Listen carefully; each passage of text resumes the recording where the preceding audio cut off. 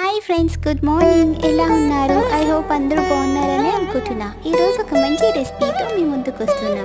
ఇది వచ్చేసి వేప పువ్వుతో చట్నీ చేస్తున్నాను. ఇది చాలా టేస్టీగా ఉంటుంది.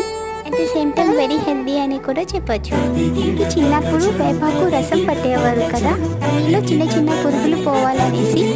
కాకుండా ఇలా ఈ పువ్వుతో చట్నీ కూడా చేసుకోండి, చాలా టేస్టీగా ఉంటుంది. సేమ్ టైం మన టమ్మీలో ఉన్న పురుగులు కూడా ఫ్రెష్ అవుట్ అయిపోతాయి.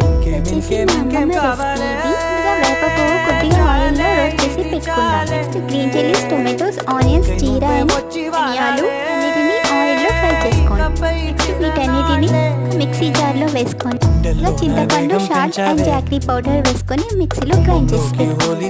ఆవాలు, జీలకర్ర, ఎండుమిర్చి, వెల్లుల్లిపాయలు, లీవ్స్ వేసుకొని తాలింపు పెట్టుకోండి. ఈ దోశతో సర్వ్ చేసి పెట్టండి, మీ పిల్లలు చాలా ఇష్టంగా తింటారు. Hi friends, thanks for watching. For more interesting recipes please subscribe.